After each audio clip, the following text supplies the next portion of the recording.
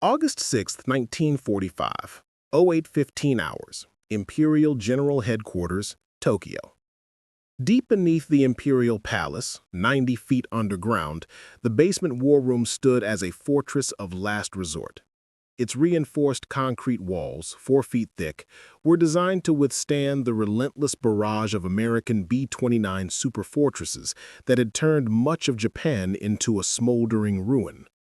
On this humid morning, the air was thick with the scent of ink, cigarette smoke, and the faint metallic tang of fear. The room buzzed with the familiar rhythm of a losing war. Typewriters clattering, officers murmuring over maps, the occasional crackle of a radio transmission breaking the tense silence. Field Marshal Shunraku Hata, a stoic figure with deep-set eyes and a face etched with the strain of defeat, presided over the morning intelligence briefing. For months, this ritual had chronicled Japan's managed decline, each report a grim tally of lost ships, planes, and men. The war, once a vision of imperial glory, had devolved into a desperate struggle for survival. At precisely 08:15 hours, the steel doors swung open with a jarring clang, shattering the routine. Lieutenant Colonel Taishi Yamamoto, a wiry communications officer with sweat beading on his brow, burst in without the customary bow, a breach of protocol that drew every eye. In his trembling hands, he clutched a decoded transmission, its paper crinkled from his grip. He handed it to General Yoshijiro Umezu, chief of the Imperial General Staff, a man known for his iron discipline, but now visibly shaken. The message, fragmentary and urgent, had been sent by the Hiroshima Regional Military Command before all communications ceased. Entire city destroyed by single bomb. Blast radius exceeds all previous bombardment. Unknown weapon type. Casualties catastrophic. Request immediate. The transmission ended mid-sentence, a haunting ellipsis that hung in the air. Umezu read it 3 times, his fingers tracing the words as if to confirm their reality. His initial assumption was that American B-29s had unleashed the largest conventional bombing raid of the war. Perhaps 500 aircraft dropping incendiaries in a synchronized inferno. Hiroshima, a city of 350,000 spread across 27 square miles, would require such an effort to be leveled.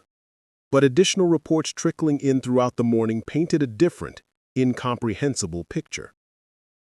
Weather reconnaissance, conducted by a lone Japanese reconnaissance plane, reported only 3 B-29s over Hiroshima at the time of the blast. 3 aircraft, not 300, 3. Admiral Suemu Toyota, chief of the Naval General Staff, stood at the massive wall map, its surface a patchwork of red pins marking American advances and black crosses denoting Japanese losses. His intelligence staff, honed by 3 years of tracking U.S. operations, knew bomber formations, typical ordnance loads, and expected damage patterns. Nothing in their experience suggested 3 planes could obliterate a city. By 1000 hours, reconnaissance flights attempting to penetrate the devastation reported something unprecedented. A mushroom-shaped cloud rising over 40,000 feet, visible from 150 miles away.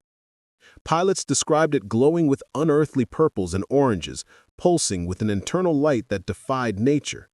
At 11:30 hours, Foreign Minister Shigenori Togo received the first eyewitness account from a railway official 15 miles outside Hiroshima. Recorded by Togo's secretary, the man's testimony was a litany of horror. A flash brighter than 1,000 suns, a pressure wave that knocked trains off their tracks, and the city center vanishing, replaced by a firestorm visible from the mountains. The official, his voice cracking, spoke of survivors wandering in a daze, their skin peeling, their eyes blank with shock. The report sent a chill through the bunker, a stark contrast to the controlled chaos of the war room. The Supreme War Council convened at 1400 hours in a silence so profound it seemed to press against the concrete walls. Prime Minister Kantaro Suzuki, a frail 77-year-old who had survived multiple assassination attempts for hinting at peace, read the accumulated reports. His hands trembled slightly as he placed the documents on the table, his voice steady but laced with dread. "Gentlemen," he began, "we must consider what this means." General Karichika Anami, the Minister of War and the most ardent advocate for continuing the fight, broke the silence. His voice was firm, almost defiant. "American propaganda. They want us to believe they possess weapons they do not have. Hiroshima was destroyed by conventional bombing, and they are using deception to exaggerate 3 aircraft." Admiral Toyoda interrupted, an act he would never have dared in normal circumstances. "3 aircraft, Anami-san," he said, his tone sharp. "Our radar tracked them. Our observers watched them. 3. The room fell silent again, the implications settling over them like volcanic ash. For 3 years, Japanese military doctrine had rested on a single premise. American industrial might could be overcome by Japanese spiritual strength and tactical innovation. The United States could produce more ships, more planes, more tanks, but Japanese forces would fight with such ferocity that American casualties would become politically unbearable. This calculation had guided every decision since Pearl Harbor. When American industry churned out 300,000 aircraft, Japan's leaders reassured themselves that their pilots, though outnumbered, fought with 10 times the spirit. When American shipyards launched cargo vessels faster than German U-boats could sink them, Japan consoled itself that American sailors lacked the warrior's heart. But a single bomb that could destroy a city suggested something far more troubling. American industrial and scientific capacity had reached levels that rendered Japanese resistance not merely difficult, but meaningless. The afternoon of reckoning. At 1600 hours, intelligence officer Colonel Hideyuki Sato presented the afternoon's analysis, his voice barely above a whisper as he faced the council. His team had tracked American industrial capacity since 1941 with chilling accuracy. The numbers were staggering. America had produced 88,410 tanks during the war, Japan 6,450. America had built 41 aircraft carriers, Japan 15. U.S. shipyards launched cargo vessels at a pace that outstripped losses to German U-boats, while American ammunition factories produced more shells in a week than Japan's did in a month. But Sato's most damning revelation involved scientific research. His intelligence network documented American facilities employing over 130,000 scientists and engineers on military technology. Japan's comparable effort employed just 6,000. American universities, Harvard, MIT, Berkeley, Chicago, boasted physics departments larger than Japan's entire scientific community. The atomic bomb, Sato explained, required facilities we could not have built even if we had known how. The Americans constructed entire cities in secret: Oak Ridge, Tennessee, Hanford, Washington, Los Alamos, New Mexico. These sites consumed more electricity than major Japanese cities, employed 130,000 workers, and cost $2 billion, more than Japan spent on its entire war effort in 1944. The room absorbed this in stunned silence. Foreign Minister Togo voiced the unspoken dread. And if they have one such bomb, we must assume they have more. The Japanese understanding of American power had been shaped by a series of carefully constructed beliefs forged long before Pearl Harbor. These illusions, documented in staff meetings and strategic assessments, would collapse within days of Hiroshima. To grasp what the high command finally realized, one must first understand what they had convinced themselves was true. In November 1941, Admiral Isoroku Yamamoto, commander of the Combined Fleet, offered the most prescient assessment of American capacity. His warning, recorded in Naval Staff Minutes, was stark. "I can run wild for 6 months or a year, but I have utterly no confidence for the second or third year." Yamamoto had lived in America, studied at Harvard, served as a naval attaché in Washington, and toured its factories. His calculations were grounded in cold mathematics. America's steel production alone dwarfed Japan's total output. Its petroleum reserves were virtually limitless compared to Japan's import dependency. Yet his warnings were systematically ignored by the very officers now grappling with Hiroshima's destruction. The Army's strategic planning documents from 1941, unearthed from archives post-war, revealed the alternative narrative embraced by military leadership.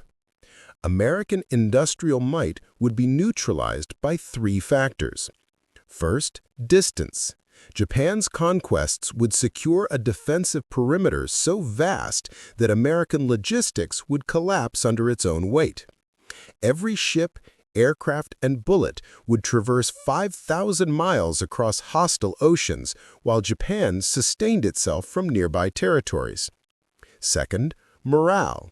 American society, seen as soft and individualistic, would buckle under heavy casualties. Japanese doctrine assumed 30,000 to 40,000 U.S. deaths would force peace negotiations, outlasting America's will with Japanese willingness to die. Third, tactical superiority. Japanese forces, through superior training, warrior spirit, and innovation, would inflict casualty ratios, rendering American numbers irrelevant. 1 Japanese soldier equaling 3 to 4 Americans. These assumptions were tested and found wanting at every engagement of the Pacific War, yet Japanese high command consistently reinterpreted defeats as needing minor adjustments rather than fundamental revision. At Midway in June 1942, Japan lost 4 aircraft carriers in a day. The official assessment blamed bad luck and tactical errors, not American code-breaking or the vulnerability of Japan's carrier strategy. At Guadalcanal, August 1942, February 1943, Japanese forces learned Americans could sustain logistics across vast distances and match them in jungle warfare, yet the blame fell on local commanders' insufficient spirit. By August 1945, every pillar had crumbled, yet senior leadership had never formally acknowledged it. General Anami's advocacy for fighting to the last citizen was not stupidity, but the logical endpoint of unexamined beliefs. The afternoon of August 6th marked the first time the Supreme War Council confronted these illusions directly. Sato's reality assessment, compiled over 6 months but suppressed until now, laid bare the devastation. American aircraft production in 1944 alone exceeded Japan's total for the war. Shipyards built escort carriers faster than Japan trained pilots. Ammunition output dwarfed Japan's monthly production weekly. The atomic bomb, Sato argued, rendered numerical comparisons meaningless. America fought a different war. The psychological impact. Cabinet Secretary Hisatsune Sakomizu recorded in his diary that evening, "We have been fighting an enemy we never understood. We assumed they thought as we thought, that their society functioned as ours, that their limits matched ours.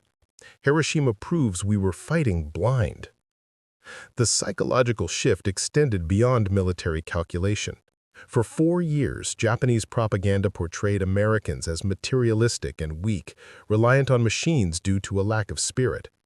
The atomic bomb shattered this narrative, revealing a civilization operating on a different plane. August 7th, the unimaginable confirmed. The next morning brought confirmation that made Hiroshima's destruction even more incomprehensible. Reconnaissance aircraft penetrating the radiation zone transmitted photographs by 1100 hours. Major Tsureo Kitamura, the pilot, reported updrafts throwing his plane 2,000 feet higher, air temperatures spiking instruments, and smoke rising to the stratosphere.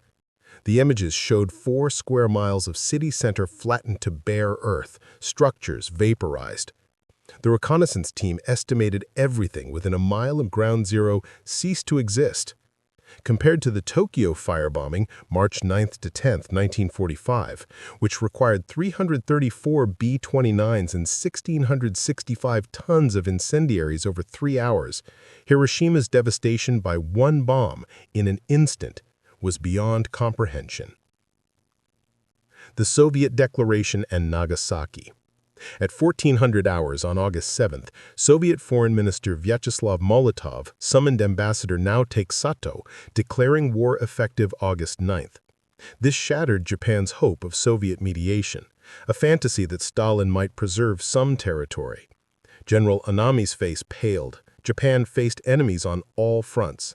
Foreign Minister Togo outlined 3 choices: unconditional surrender, annihilation by atomic bombs, or invasion erasing Japan. August 8th brought Soviet advances into Manchuria, the Kwantung Army collapsing under 1.5 million Red Army troops and 5,000 tanks. Lend-Lease equipment, American trucks, radios, underscored U.S. industrial reach. At 11:02 on August 9th, a second atomic bomb destroyed Nagasaki. The message was brief. Second atomic attack, city destroyed. Casualties catastrophic, then silence. The Emergency Council session acknowledged complete failure. Navy Minister Mitsumasa Yonai, they can destroy cities at will, indefinitely. Our defenses are irrelevant. Umezu, the bomb obsoletes our doctrine. They can eliminate us without invasion.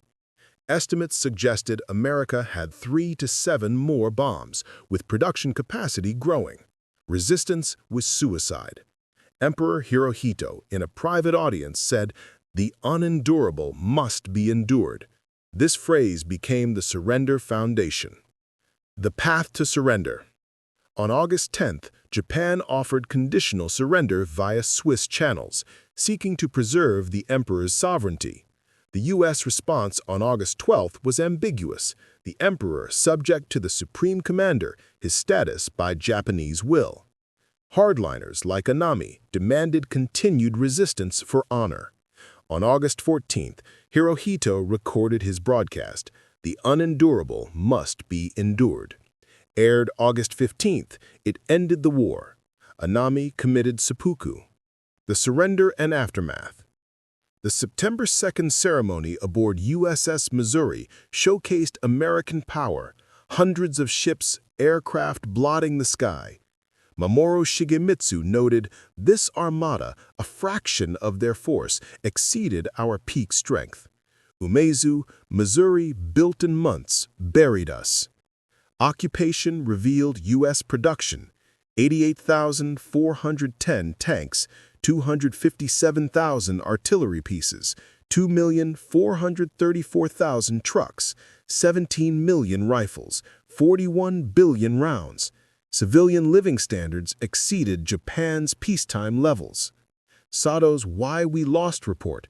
We lost in 1941, attacking an enemy we didn't understand. American capacity was 10 to 20 times ours. Spirit couldn't overcome material. Suzuki, they produced butter and guns. The Manhattan Project, 130,000 workers, $2 billion, humbled Japan's 6,000 researchers. Toyota's 1946 assessment, democracy enabled innovation, diversity provided talent, wealth funded capabilities we couldn't match. The final lessons. Some leaders like Anami chose death. Others like Yonai pushed demilitarization. Historians documented ignored intelligence, accurate production estimates dismissed as defeatism. America's reserve power, atomic bombs as a fraction of effort, contrasted with Japan's total commitment. By 1947, Umezu concluded, "We lost because we never understood them. Courage couldn't defeat chemistry."